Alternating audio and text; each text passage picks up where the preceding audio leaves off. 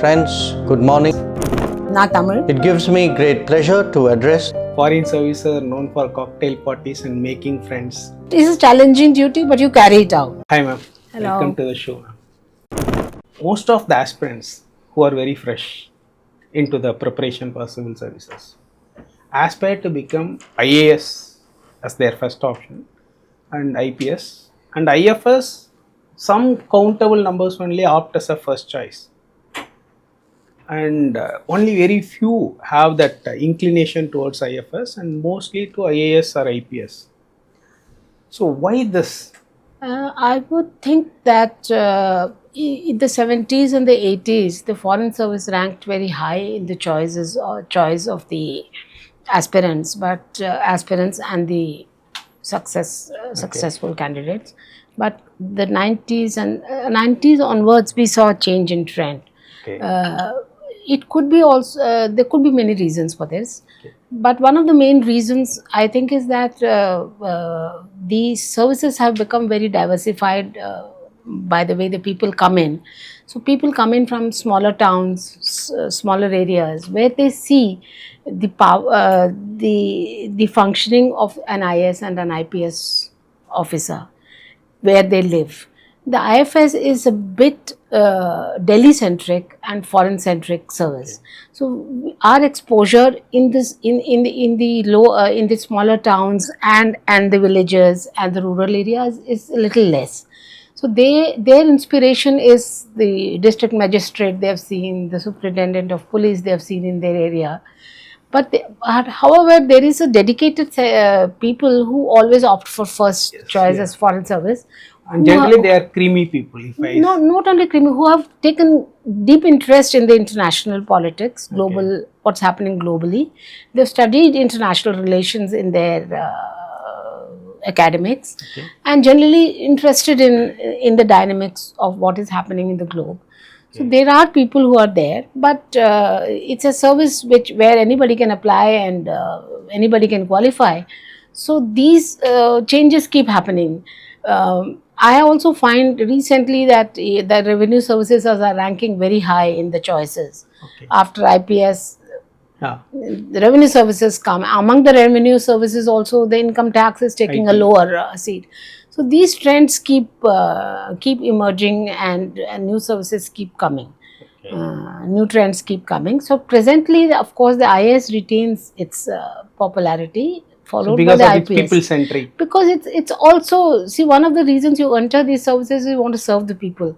And although IFS also serves the people, but it is an indirect service. You know, I mean, unless you take passports or something into account. But whereas the IAS is actually on the ground. Okay, fine. So there are different ways you look at entering the service. Good, ma'am. Good. What was your inspiration and motivational factor to opt for Indian Foreign Service as a career? At the time I entered, the foreign service was certainly not.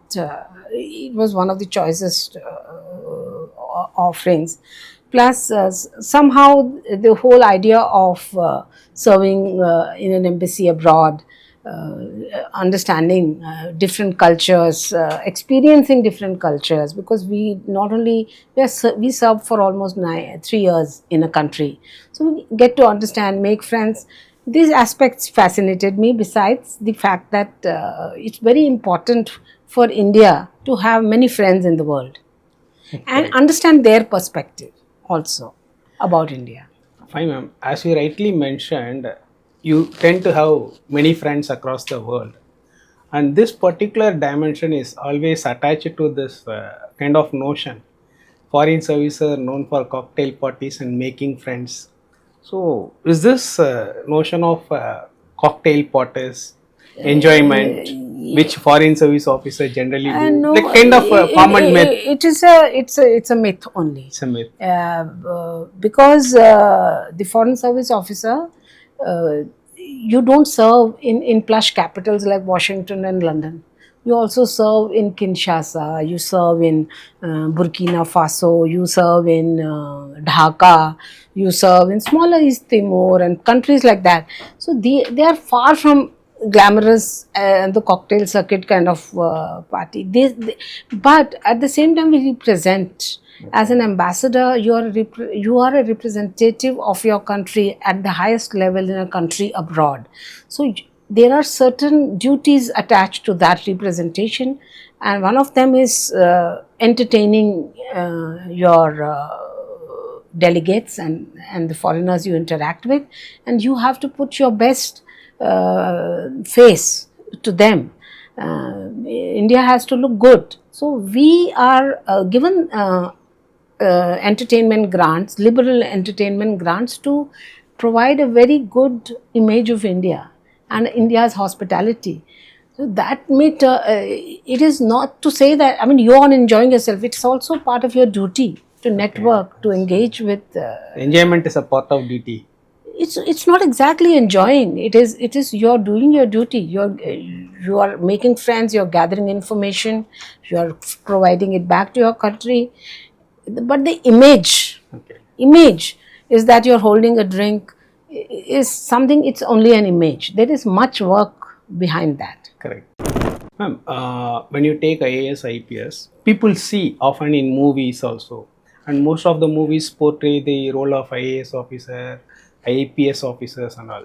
But this IFS officer, Indian Foreign Service officer, there is an unseen side and unseen glory of this Indian Foreign Service officer, which many are not aware actually. So can you just briefly explain the unseen side or unseen glory of the Indian Foreign Service? You're talking of movies. So movies and series.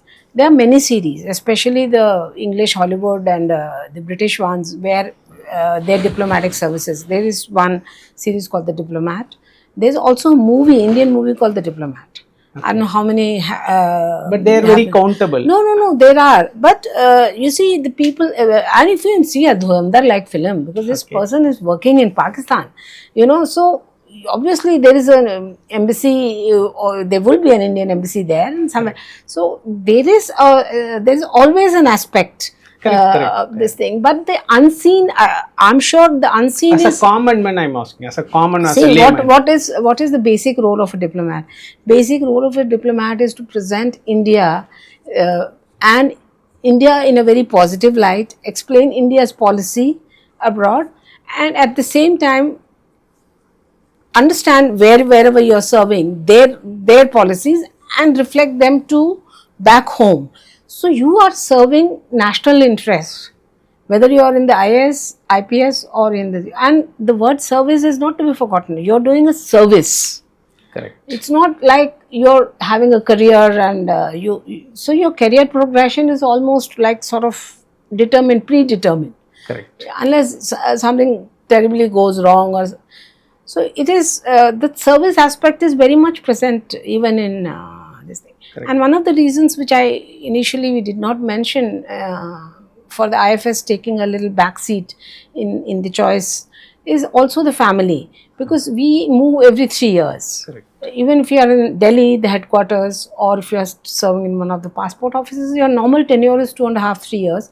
Then you go abroad, you serve for another 3 years. So this causes a bit of a disruption in your family life, the children's studies, etc. All that also accounts for choices when people make. Okay. But still the children of the diplomats, Indian diplomats serving abroad, are well cared for, their schooling and etc. Okay. So if they study abroad, they come back with a different perspective. You see, Correct. So it's a mixed bag kind of thing. Correct. As a beginner, as a fresher, I would like to know, what is the basic hierarchy of the career prospects in Indian Foreign Services? At the Indian Foreign Service, you join as a trainee, as a probationer, and of course after doing the basic course orientation course in Mussoorie, you join the Ministry of External Affairs. You are given some grounding at the Foreign Service Institute. After 1.5 2 years of this grounding, which comprises of a lot of interaction, a lot of lectures and different aspects. I myself have given lectures at the Foreign Service Institute on the areas of where I am good at, Central Asia, South Asia. So then they are allotted a language each, and they go to those countries and serve as third secretaries and also learn the language. When they are learning the language, they are also part of the embassy, and they do help out embassies in some special tasks which might happen. Say a visit, an important visit is happening, or some other delegation is there, some cultural events are happening. So third secretaries stay engaged with the embassy activities, and after they pass their exams, they become second secretaries. They could keep serving in the country, or they could go to another country with a similar language, or they could even come back to the headquarters as under secretaries. So in Delhi, the progression is under secretary, deputy secretary, director, joint secretary, additional secretary, and then secretary. Whereas if you are abroad, your equivalent ranks are second secretary, first secretary, councillor, minister, and then you have the ambassador. Okay, fine. Ma'am, as far as this learning of foreign languages is concerned, so is it mandatory one must have some command and mastery over some foreign language, or is there any option to skip or anything like that? There is not an option to skip, but it is when you serve as a diplomat, it's not mandatory for you to know the language. Sometimes you are sent to a country, you may not know the language of that country. So you are provided with an interpreter. You are provided with staff which probably knows that language very well. So it's a matter of communicating basically. Correct. So there are various ways we can communicate. Even the Prime Minister, when he travels, the communication is through an interpreter in countries which do not speak English. Or our Prime Minister even communicates in Hindi, so it has to be through an interpreter. So this is a standard practice all over the world. So we also follow the same practice, but we also have an interpreters cadre in the Ministry of External Affairs who specialize in interpretation duties. Okay, fine. Suppose during the probationary period, the training period, if a candidate is failed in a foreign language course, so whether his probation would be extended or any termination or anything like that, is there any? It's a very rare occurrence. It has not happened. So certain languages like Chinese, which are more difficult and which take longer, they take a little longer. So normally the probation is not extended, but we have not, at least in my career, I have not seen any probation being extended for failing a language or something like that. So now you can take a little longer to pass, but the probation. But that is mandatory. The foreign language, the first foreign language is mandatory. Mandatory. Okay, fine, ma'am. So I have another question subsequent to this. Suppose during your probation you are assigned a task to learn Chinese language. Suppose. So is it a kind of indication that you will be mostly posted in the Chinese belt or Chinese region kind of thing, yes, or Spanish or German, whatever the kind of so language? it happens. It both ways. If you are a China speaker, it's possible that you speak in the China, you go back to China, you serve in China. It has happened with few of our officers, and few of our officers, having learned Chinese, have diversified and go into. We are a generalist service. Correct. So it depends on the assignments which your career. So there is no any mandatory thing like if you learn this language you will be posted in only those zones where it is not. It's not mandatory at all. it's not mandatory at all. But normally you will find our ambassador to China was a Chinese language trainee at one time. Okay. He may not remember or know the language by the time he becomes the ambassador, because he would have served in different places in between. But normally that familiarity is there. But again, it is not compulsory. We've had our current foreign secretary, Mr. Vikram Mistry, he was also ambassador to China, but he's not a Chinese language speaker. Okay. So both ways it works. Okay, fine, good. During your postings, like according to you, the best posting which I got, maybe you must have got some feeling this was the best posting, and during this particular posting I had a better experiences, or maybe during some postings you must have heard, got some bitter experiences also. So can you just briefly explain your better experiences during the career and the bitter experiences? I would say that when you are posted abroad, there are two aspects. I mean, broadly. There could be more aspects. Broadly, there is one, your personal comfort in that country, and how developed is the country, and how developed are the systems in the country. The second aspect, and which is more important aspect, is how important is India to that country. How deep is your engagement with that country? How are your bilateral relations? Are you in the periphery of relations? Like India is just another country they are engaged with. So the second aspect makes your assignment very interesting and challenging. Okay. The first aspect is that you have a house full of equipment and everything is cared for, and you have a very good public. All that is also important. That adds to your this thing. But at the same time, if your country is not very important, your bilateral relations are not very deep, Okay.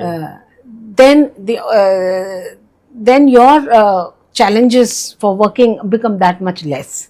You're having a comfortable life, but you're not engaged deeply into that country.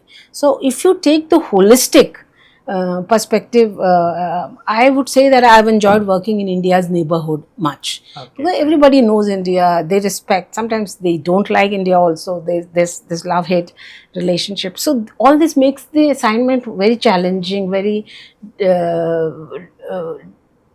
you have to understand the dynamics very deeply. They study in India, quite a few of them have studied in India, and they've gone back and serving in those countries. Some of them love India, some of them are critical of India. So it's a very mixed bag, and that I think makes it very interesting also. Okay. So I would not like to call anything better or bitter or anything like that. Okay. But you do have challenges. You may be in a country where suddenly evacuation has to take place.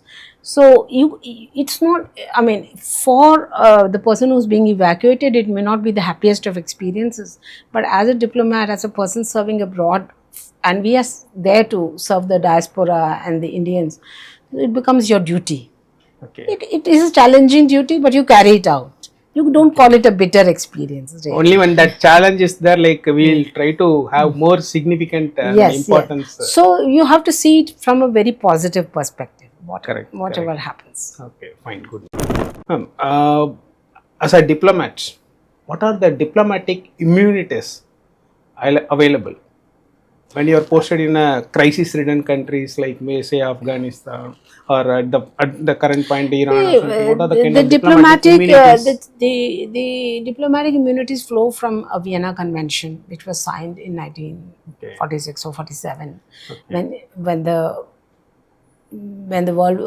countries were establishing diplomatic missions in other countries.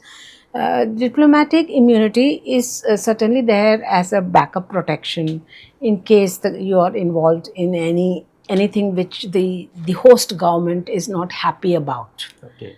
You see, if you're doing what they call prejudicial to that country's interest, if that is the perception they have, then you have this immunity that you will not be arrested. You could be sent back to your country or something like that.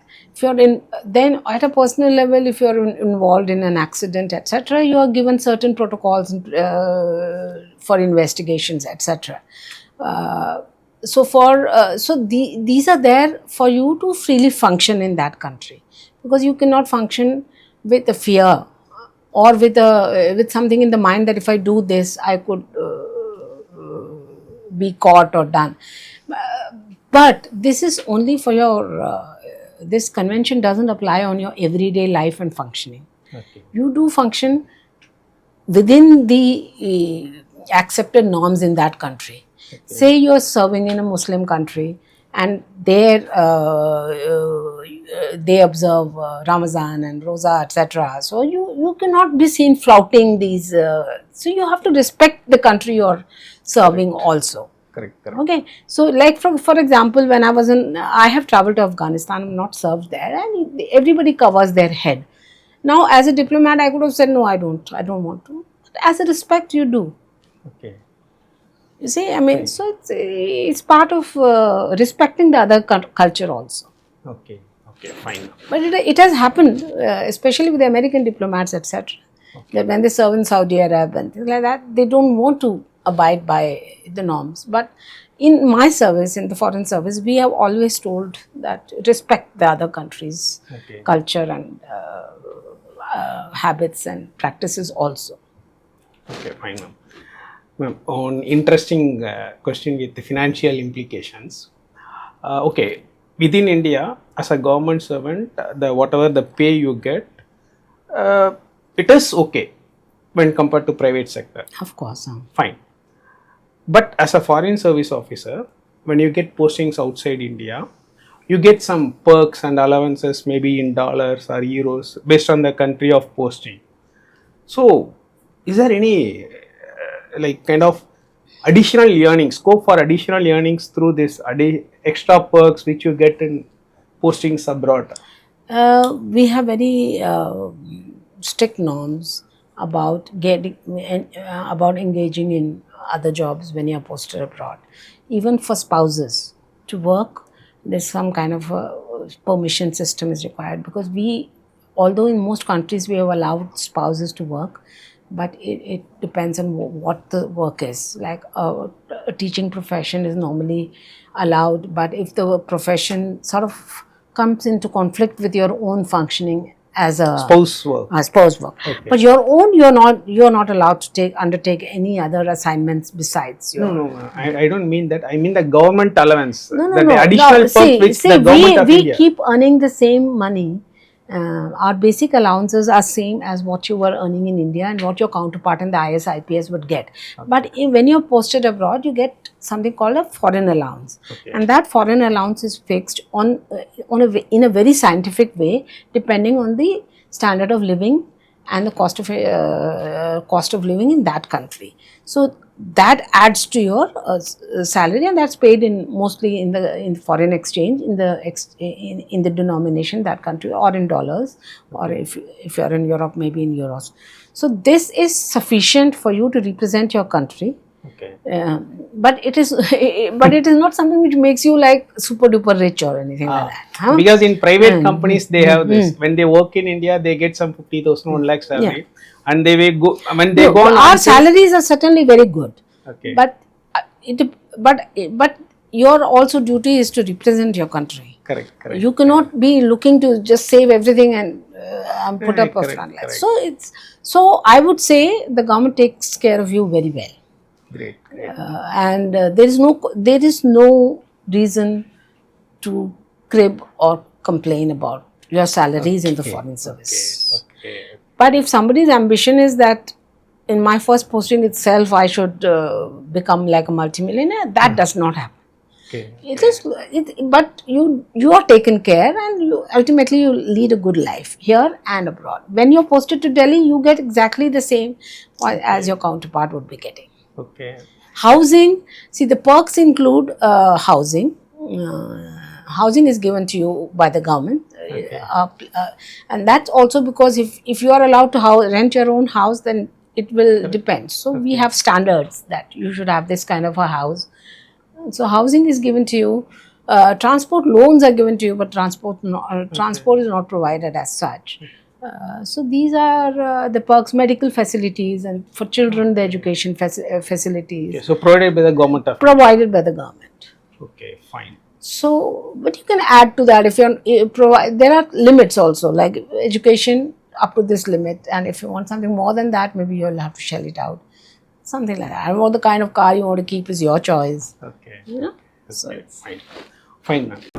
Managing your profession and family as an Indian Foreign Service officer is always into kind of a role strain, we call sociologically.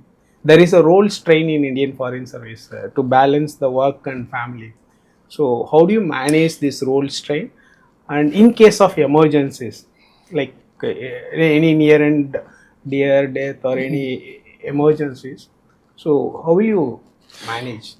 Thing is that When you are posted abroad, this work-life balance, as they call, I think is a challenge across the services. Because when you become a government servant, you are a 24/7 government servant. Sometimes you have to work late, you have to work, outside the place you are staying, like whatever. So these work-life balances have to be worked out individually by everybody. So it's not a service which puts extra burden on you so that your family is neglected or anything like that. So, but at the same time, you have to do your work. And if you have a prime minister visiting, your own prime minister is visiting that country, maybe you will get 2 hours of sleep because you are looking after the everything which is going on with the government, with our own delegation, etc. So, but it's also part of reward. Sort of, you feel satisfied after a successful visit. So, I don't think there is a work-life balance issue unless the person is not able to handle it. But and the families, as I told you, are well looked after. This is the only service I think in which the wife and the children also get a diplomatic passport. They also enjoy the immunity, etc., which we get as an officer of the foreign service. So they are also very well looked after, and there's no particular concern about a very difficult work-life balance as far as the foreign service goes. But generally people say, And as Indian far as the services- emergencies go, the government also gives you emergency passages to come back to your country. Okay. They pay the airfare, etc. Okay. I think I don't know about the latest rules, but twice in a career you can avail an emergency passage for you and your spouse. Okay, fine, ma'am. Ma'am, as an Indian Foreign Service officer, you must have faced a moment where you enjoyed a fullest satisfaction of your work done. So, any such moment. Suppose if there is a district collector, if he does some good work, people will come and give applause to him. People will express their happiness, and that gives a kind of job satisfaction kind of. So, as an Indian Foreign Service officer, during your career, any particular moment which made you feel fullest satisfaction?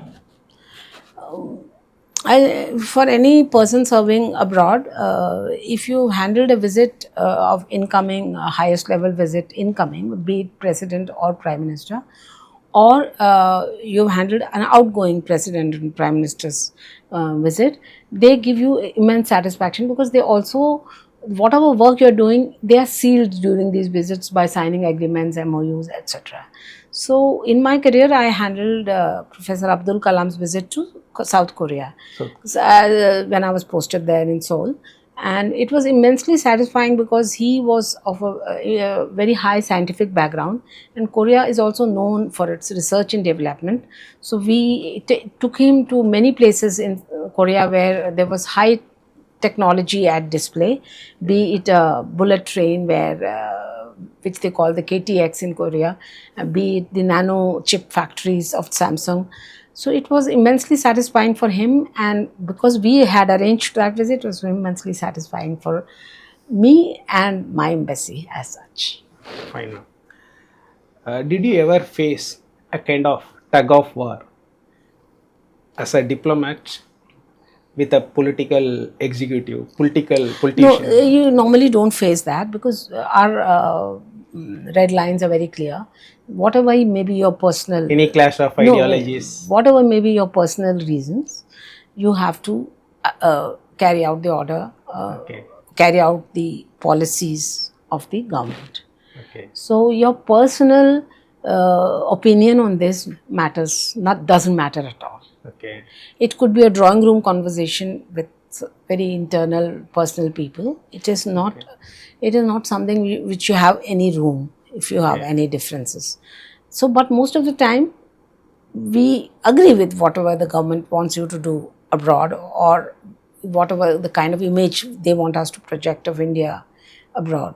So it doesn't come, but a possibility cannot be ruled out, that I am not happy with this personally, but I still project that in the country abroad, which we do. So, for example, the Nirbhaya case which has happened, it projected Delhi as a rape capital of the world, and so there was a very negative narrative, and which we had to counter by saying that it was a one-off incident, and the law enforcement, etc., has put it on fast track, and the family was looked after. So this counter narratives, but it's possible in my hearts I would say that India, Delhi is not still very safe. But that is not something which I am expected to project, and I'll do whatever is expected of me. There is one UPSC interview question, maybe a kind of hypothetical question, but that was an interview question to one of our candidates. So I'm just posting the same question to you. Maybe you just help me how to answer this. The board chairman asked, you are a diplomat in a country and you are about to sign a deal between India and that particular country, and personally you feel certain terms of the agreement are not going to favor India in a long term, but your prime minister or your higher superior officials stress you, emphasize that you should sign. So what will you do? This was a UPSC interview question. So if that is the reality scenario. See, when I would, I am not an aspirant. I am a issue. retired No issue, but official. aspirant.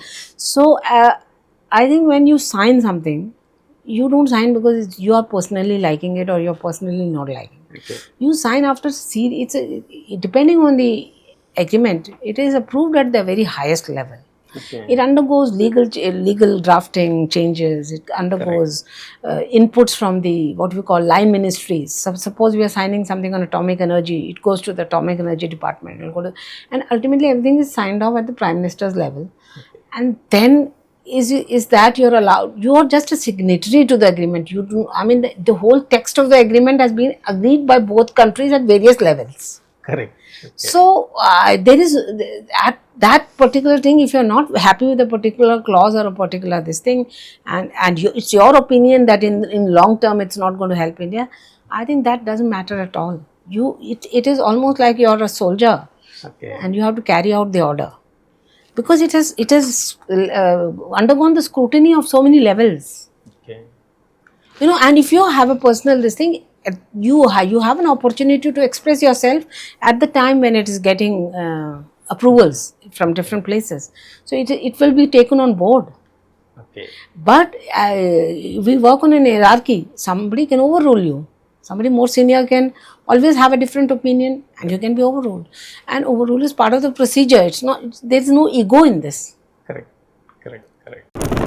In countries like Gulf countries, say for example, where most of the laborers, workers, right, Many work, Indians, diaspora. there are a lot of problems also, right? In such countries, what is the role of an Indian Foreign Service officer? Oh, we In have Gulf countries, most. we have a large number of Indians serving in different capacities in the Gulf countries, and one of our divisions in the embassies in these countries is dedicated to serving the diaspora there. They could have something very simple as passport, or they could have some issues with their employers. They could have so many other issues which and in some very rare sad cases a death can occur. Okay. You know, so we as an embassy are totally seized of all this which is happening, and anything comes to the notice, we do try, and if somebody is in rare cases an Indian is also jailed for some offence. Okay. You know, so all these are very much part of our consular duties, and we do take care to the best of our abilities to resolve these issues. Like you may have heard, in Qatar we had some ex-Navy officers who were arrested, and with all the diplomatic pressure and negotiations, etc., we had them not face trial at the Qatar court, and they were brought back to India in a dignified way. Countries who have embassies in India, they also are engaged in similar. You must be aware of the Italian Marine case, how the Italians took it up to the international courts and then got it resolved. So we are always engaged. Your own nationals is your priority. Welfare of your nationals is one of your priorities when you Fine. work abroad. There are some fraudulent employer organizations who lure the uneducated population from India to abroad with some false commitments, and once they land in the foreign countries, they understand the reality. But once they are caught in the web of this fraudulent employer organizations or agencies, they find it difficult to move out from there. So these kind of scenarios, how it is being tackled by the embassies? Oh, we in the ministry level, we have a division called Overseas Indian Affairs. Okay.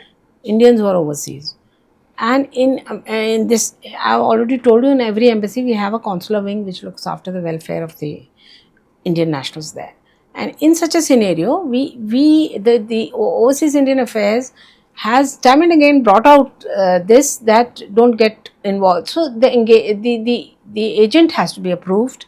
There are certain rules and guidelines for people who go abroad. So if they still are not, they do not know and they get into it, and when in an event they land somewhere, the embassy will take care in its own way, and in a very special way. This thing, we even send them back home without, on our own. I mean, we don't let them, because they don't have any money, so embassy pays for their fare, but we do send them back also in an extreme case. But as and when these cases are brought to light, certainly embassy will do the best they can, and also blacklist such agents. Okay, fine. We work with the police, the Overseas Indian Affairs Division, and our embassy's consular wing also help work with the district police and the state polices to nab such agents also. Fine. Ma'am, one question with a sociological thing. Is there any patriarchal glass ceiling for women diplomats in the career growth? See, our number of women in our service is about 10 to 12%, I think. That is because how the women, their choice, whether they want to come or not. But once you enter the service, there is there is not much. There is nothing to complain about. You're being discriminated because you are a woman, etc. Okay. Some occasional case can happen here and there, but it's not a policy. Okay. At least in my career, I have not faced this issue at all. Okay. Now, often there are some questions about underrepresentation of women in judiciary, underrepresentation Yes, of women there is. in parliament. I would say underrepresentation in the Indian diplomatic. That's because people join in that kind of thing. So that is when you're at the entrance level itself. If the woman doesn't want to join, then there's nothing much can be done about it. But once you join, I think it's good. Okay. Fine, ma'am. Ma'am, you have any special highlights to be asked as a question? No, I would say that when you exercise choice for this thing, they have to give a due consideration to a lot of factors, Okay. their own personal dispositions, ambitions, plus this thing, and not be shy or afraid of foreign service because you are uprooted from your homeland or something like that. So I've seen a lot of people saying, at least in the mock interviews, that I want to serve India. I want to serve India. And when you go abroad, you're still serving India. It's not like you've suddenly started serving Trump or Americans or something like that. So, in fact, maybe I'll put it like this. As a district collector, you'll be serving only few crores or few lakhs. Maybe like as a diplomat, you'll be serving 140 crore Yes. population of India. Right? Like, for example, we have recently negotiated something called totalization agreement with some countries where many Indians go and work. And this totalization agreement actually means that whatever they give as their social security or provident fund, whatever we call it in India, is given to them when they leave. Otherwise, in many countries, if you have worked less than 5 years, all that is forfeited. So, we do working for Indians abroad is also working for Indians, right? Okay, fine now. As a diplomat, as an Indian Foreign Service officer, you always work with high dignitaries, be it within India or outside India also. And is Indian Foreign Service an elitist service or a common man service? See, once you join the service, your networking is with foreign governments, Okay. with foreign people in think tanks, serving abroad. So that sometimes gives the impression that you are an elitist. But I don't think that is elitist, because you are doing your work as such. As a diplomat, you're supposed to be well turned out. I mean, as a district collector, it's not, I don't know what kind of norms exist there, but there is a little more room. Here, in an official meeting, you have to be well turned out. You're representing your country, so you can't bring bad name to your country. So the country comes into picture now. So that kind of responsibility does exist, and in that sometimes it appears that you are an elitist, but Okay. it's not an elitist service at all. We have every kind of person who joins the foreign service. It's a very broad base, Okay, fine, ma'am. and we even have visually handicapped. We have many who have joined, which is I used to feel that how will they do it, but they are doing a very good job. Great, great. Fine, ma'am. Many bureaucrats, be it IAS or IPS, they enter into politics. Some resign the job and come to politics. Some after retirement come to politics. So similarly, Indian Foreign Services officers also entering into politics. But I find there is some kind of difference in this. So whenever a foreign service officer is entering into politics, his entry itself is a kind of elitist entry. That But the AS IPS case, okay, they have their own struggles. But no, that is the only thing, because only the high things come in news, like Dr. Jaishankar joining as the external. That makes news. Hardeep Puri in the petroleum, now Mr. Taranjit Sandhu as the Delhi government. But do you know that Mr. Manoj Bharti also joined Prashant Kishore's party? And contested for the MLA, he lost. So there are many things happening also at all levels, which somehow it depends on the news, and you Even pick up that news also. media Maybe project- in Bihar they would pick up if there is something like that. But it is, media project. yeah, it's a media projection. And somehow, yes, we have at least now 3 or 4 very visible faces who are from the foreign service and who are in public life. Okay. So that has brought it into kind of a sharp focus. But we've had others also done moderate at all levels. One important quality which an Indian Foreign Service officer must have, and one important quality which an Indian Foreign Service officer must not have. I would think that respect for any other culture and a little bit of a broader vision of inclusion would be a very good asset for a foreign service. You're serving in Africa, or you're serving in a very poor country, and you cannot have a disdain or a dislike for them. Even if you're serving in Pakistan, basic cannot be that you do not like the Pakistanis. Okay, you have to have some kind of respect for the culture, etc. Governments work at different level, but we also engage with people now. Your own personal dispositions are one thing. For example, if you're serving in a Muslim country, we are advised not to display, at least in the living room, idols and this thing, because the countries do not respect that. So it's okay if you want to pray, you can have a prayer room in your house separately, but you don't have to make it like displayed. So something like that. So that kind of a respect, inherent respect has to come for the other culture. This is one quality one should have, and I think I can flip the coin of the same, that your personal prejudices and biases should not reflect in your work when you're in foreign service. So that is something which you should totally avoid. Basically from Tamil Nadu, you are a Tamilian, right? I'm very happy to have interacted with you as a Tamilian, right? So your advice or your suggestions to fresh aspirants from Tamil Nadu, few words. Na Tamil, the representation of civil services from all states, from all backgrounds, that is the service. That is why the service becomes totally inclusive and totally representative. So I would love people from Tamil Nadu to work in different areas, work in the foreign service, work in other services, and be heard and seen. And uh, my own experience is that when you work with somebody, you can learn about that person's culture, that person's food, that person's politics, that person's this thing. So it's nice. So it's kind of national integration. So I would encourage the candidates from Tamil Nadu to take this option as one of the serious career options.